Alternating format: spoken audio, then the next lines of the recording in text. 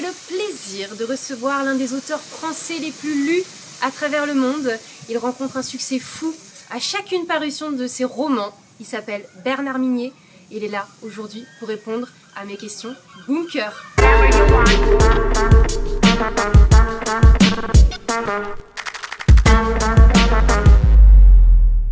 Donc vous travaillez avant dans l'administration des douanes. Comment vous avez fait un petit peu ce changement de profession? C'est vrai que c'est un peu le mystère, parce qu'en réalité, moi j'écris depuis que j'ai 10 ans. Quand j'étais gamin, j'écrivais déjà des petites histoires. Alors j'ai quand même 63 ans aujourd'hui. Et à l'époque, il n'y avait pas de traitement de texte, il n'y avait pas d'ordinateur, c'était à la main, à la machine à écrire. Mais j'ai toujours écrit, donc en fait le mystère, il est pourquoi je me suis mis à publier si tard. Et en réalité, j'avais jamais essayé, je sais pas, j'avais peur du rejet, j'avais peur des lettres de refus. On sait que la légende de ces auteurs célèbres qui ont reçu 50 lettres standards de refus des maisons d'édition avant qu'une se décide à les publier, et elle a bien fait.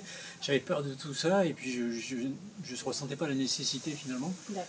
Et pas loin de 50 ans, je me suis décidé, j'ai écrit Glacé, je l'ai envoyé à 5 maisons d'édition.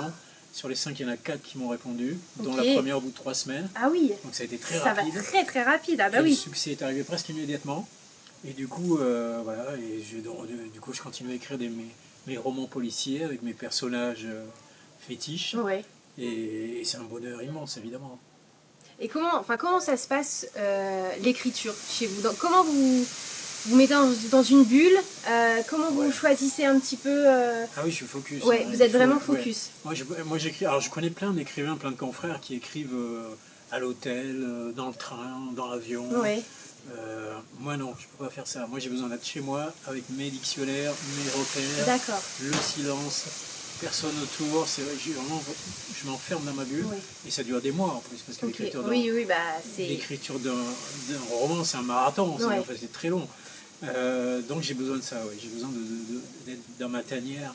De vous couper du monde. Complètement. Et en même temps, oui, et en même temps, non, parce que c'est ça le paradoxe de l'écrivain, c'est qu'on se coupe du monde pour écrire sur le monde. Et on est obligé de sortir de chez soi et d'aller à la rencontre, parce que moi, mes romans sont très documentés, il y a énormément d'informations dedans. Le dernier se passe en Espagne, en Galice, à Cuenca, à Madrid. Donc évidemment, j'ai été là-bas, j'ai rencontré les enquêteurs du service de Lucia, qui est le personnage principal. Donc il y a toute une phase où au contraire je suis dans le monde, sur le terrain, je m'imprègne, je suis une éponge, j'absorbe tout, puis après je m'enferme. Vous êtes vraiment un documentaliste aussi, on peut le dire, parce que vous faites un gros travail de recherche. Oui, j'adore ça, je suis pas un rat de bibliothèque, n'exagérons pas. Jamais je me serais permis de dire ça. Voilà, il y a de ça. Les petites questions bunker, vous me répondez du tac au tac,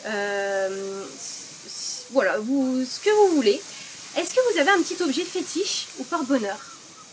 En fait, bon, ça commence bien. Non, c'est votre réponse. Non, j'ai pas de...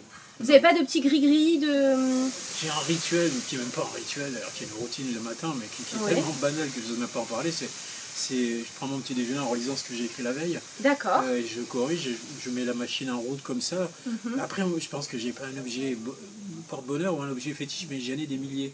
Parce qu'en fait, j'ai besoin d'être au milieu de mes livres. Je lis depuis toujours, j'ai toujours lu. Donc c'est quand même un demi-siècle de lecture.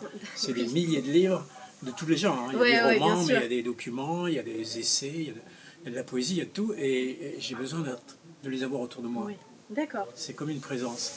Vous avez combien de livres à peu près chez vous? Vous savez, vous avez déjà compté? Oui, je le sais parce que j'ai déménagé il n'y a pas longtemps. Donc là, dans les cartons, donc j'ai 3000 à peu près. Ah oui, d'accord. J'aime bien les punchlines, moi.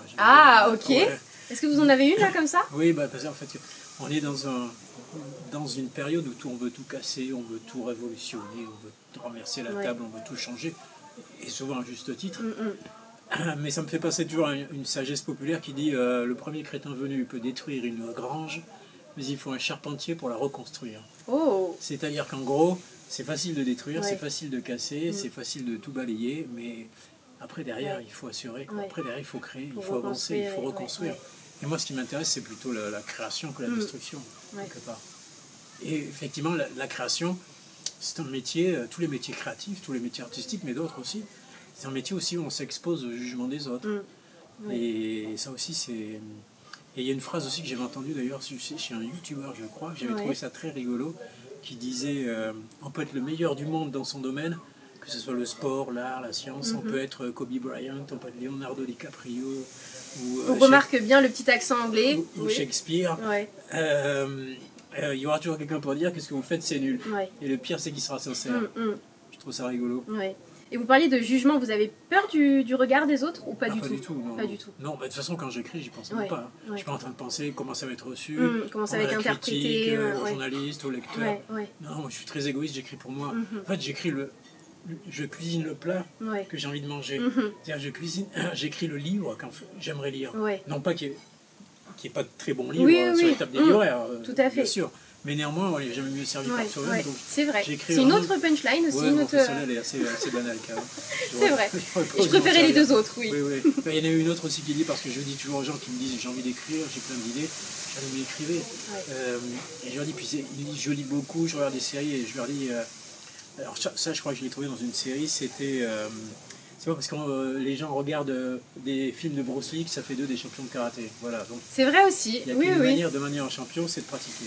Tout à fait. Donc, si vous avez une envie, allez-y. Est-ce que vous avez un rêve que vous avez réalisé ou pas encore réalisé? Un rêve fou? D'écrire peut-être? Je pense que déjà, devenir écrivain, et en plus écrivain à succès, c'est le rêve que j'avais quand j'étais tout petit, parce que j'écrivais déjà.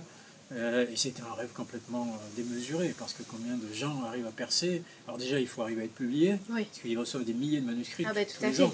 Après, une fois que vous êtes publié, il faut quand même rencontrer le succès. C'est pas donné à tout le monde. C'est quand même, il y a beaucoup de candidats, il y a énormément de gens qui écrivent dans ce pays, il y a très peu d'élus. Et donc c'était ça mon rêve. Mais c'est vrai que finalement, quand je repense à ce qu'est la jeunesse, très souvent la jeunesse, alors je ne voudrais pas plomber l'ambiance, mais très souvent, la jeunesse, c'est l'âge des rêves. On a plein de projets, on a plein de rêves. Tous les chemins s'offrent à nous. Et malheureusement, quand on est à mon âge, on sait que la plupart de ces rêves, sinon tous, ne se réaliseront pas. Donc si vous avez des rêves, foncez, quoi. Faites tout ce que vous pouvez, tout ce qui est en votre pouvoir pour les réaliser. C'est beau. N'attendez pas qu'il soit trop tard. Vous faites peut-être du sport? Est-ce que vous pratiquez quoi comme sport? Quand on écrit 7 heures par jour et qu'on reste assis devant son ordinateur pendant beaucoup de temps, il faut évidemment avoir une activité physique par ailleurs. En plus, c'est un métier quand même où il faut faire fonctionner son cerveau.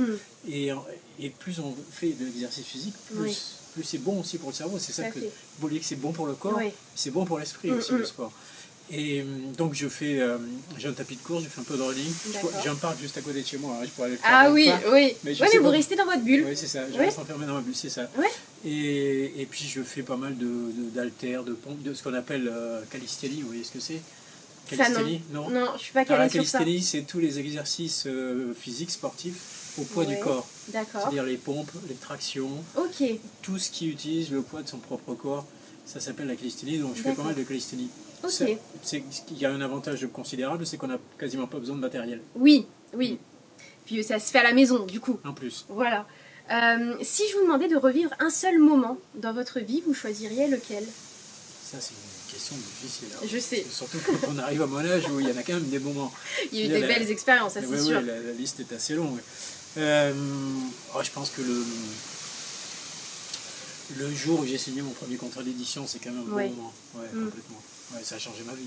Et ça vous fait quoi d'avoir signé dans plusieurs langues? Enfin, c'est des dizaines de langues? C'est 27 langues en tout. C'est 27 langues, c'est énorme. Avec l'espagnol et l'anglais, c'est le monde entier. Moi, j'aime beaucoup aller à la rencontre des lecteurs étrangers, j'aime beaucoup voyager, j'aime beaucoup... parce que je suis toujours surpris de l'enthousiasme qui... Alors, en France aussi, évidemment, mais qu'un personnage comme mes personnages qui sont tellement français, ça se passe souvent dans les Pyrénées, dans le sud-ouest de la France, c'est des enquêtes policières avec des flics toulousains ou Lucia qui est une policière espagnole.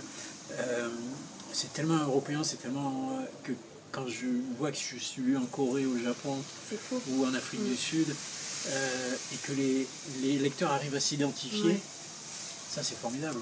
En fait, on s'aperçoit qu'on a fait, je le dis très modestement, on a créé un personnage un tout petit peu universel qui parle à tout le monde. C'est universel forcément parce que le succès que vous avez... s'il est à travers, il dépasse la France. Ça me surprend tous les jours, quoi. Je veux dire, c'est tellement inespéré. Est-ce que Bernard Mignot a une phobie? Non. Phobie, c'est lourd, c'est fort comme mot. Oui, non, alors des peurs, des inquiétudes, j'en ai comme tout le monde, évidemment. Il y a quand même un peu de quoi être inquiet par les temps qui courent. Mais des vraies phobies, non. En tout cas, pas celle de la page blanche. Oui. Je crois que j'ai plutôt trop d'idées que pas assez. Oui. Vous l'avez jamais eu Non. En fait, j'ai tellement d'idées que j'ai plutôt... Il me manque du temps pour les exploiter toutes. C'est plutôt l'inverse. Oui. Vous n'avez pas assez de 24 heures dans une journée. Oui, c'est ça. Est-ce que là, si on fait un petit bilan et que je vous demande vraiment votre plus grande fierté, votre plus bel accomplissement, vous diriez quoi? Je pense que c'est d'être arrivé où je suis sans avoir écrasé personne, sans avoir me servi des autres pour grimper, sans avoir eu de relations. J'ai aucune relation dans le milieu d'édition. J'étais parfait inconnu. J'ai envoyé mon texte par la poste à toutes ces maisons d'édition. C'est dingue. Et je pense que c'est le fait d'avoir écrasé personne, de pas avoir été un arriviste qui se sert des autres, qui les emploie pour ses propres fins. Et du coup, de fait, de ne devoir rien à personne. Bah, c'est la plus belle des choses. Bah, c'est ça. Donc l'indépendance et la liberté la plus absolue, parce que je sais que je ne dois rien à personne. Et même pas à mon éditeur. Je m'entends très bien avec mon éditeur, mais je veux dire, c'est pas... voilà, j'ai plusieurs maisons d'édition qui voulaient publier, même s'il a fait un super boulot, ça faut le reconnaître, il continue. Mais en fait, c'est ça, mon plus grande fierté, elle est là, quoi. C'est cet accomplissement que je ne dois qu'à moi-même, finalement. Mario Vargas Llosa disait que la littérature a été et continuera d'être, tant qu'elle existera, un de ces dénominateurs communs de l'expérience humaine qui permet aux gens de se reconnaître et de dialoguer. Et je trouve que c'est la plus belle définition de la littérature. La littérature, c'est un lien. La littérature, c'est aussi une activité extrêmement solitaire. Finalement, c'est presque une des seules activités culturelles où on est seul avec l'auteur. Quand on regarde un film, on est souvent plusieurs. Quand on va à un concert, on écoute de la musique aussi, on est seul avec l'auteur. Donc une espèce de lien intime qui se crée entre l'auteur et le lecteur, qui est irremplaçable. Et je crois que ce lien-là, voilà, c'est absolument merveilleux et je crois que c'est unique. Dernière petite question, je suis obligée de vous la poser. Bon là, vous avez sorti votre dernier roman. Forcément, je pense que je ne suis pas la seule à vous poser cette question. Est-ce que vous avez d'autres projets en tête, d'autres projets que vous allez mener à bien, notamment l'écriture d'un nouveau roman? On en parlait tout à l'heure un peu en off. C'est ça, je suis déjà dessus, je suis en train d'y travailler. C'est quand même un travail de très longue haleine, c'est des mois et des mois, sans parler de documentation, comme j'ai dit, et d'aller sur les lieux que je décris, parce que la première responsabilité d'un auteur, c'est de savoir de quoi il parle. Tout à fait. Évidemment, même si c'est une fiction, la fiction n'autorise pas tout. Oui, je suis déjà en train de travailler sur le prochain, qui devrait sortir en 2025, comme toujours au printemps. Voilà, donc là, je suis un peu sorti de ma bulle. Oui, vous êtes sorti 3-4 jours sur l'île de Ré. Sur l'île de Ré, et puis après, je vais de nouveau m'enfermer. Fermer la porte à double tour, et on est reparti. Et vous, quand vous vous enfermez, voilà, faire vraiment écrire un livre, vous respectez des horaires précises, vous avez une hygiène de vie J'étais fonctionnaire pendant longtemps. Donc il y a des automatismes que vous avez gardés. J'ai gardé le pli, quoi. Voilà, c'est matin, après-midi. Je suis pas un écrivain. Je suis un écrivain diurne, je suis pas un écrivain nocturne. Alors, je connais des auteurs qui écrivent à 1h du matin. J'ai des potes qui sont capables de faire la fête, de rentrer à l'hôtel et de se mettre à écrire. Moi, je suis incapable de faire ça. Moi, j'écris le matin, l'après-midi, le soir, c'est terminé. Et puis la nuit porte conseil, le lendemain matin au café, vous relisez vos petites notes. Voilà. Ah mais complètement, tout à fait. Ça me permet d'avoir du recul par rapport à ce que j'ai fait. Et très bien, merci beaucoup Bernard de m'avoir accordé un petit peu de temps. Plaisir. Et n'hésitez pas à liker, commenter et partager la vidéo. Et surtout, allez lire tous les livres de Bernard Minier, vraiment. Et puis on attend le prochain, déjà avec impatience.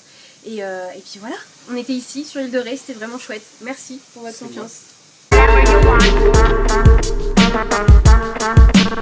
Moi.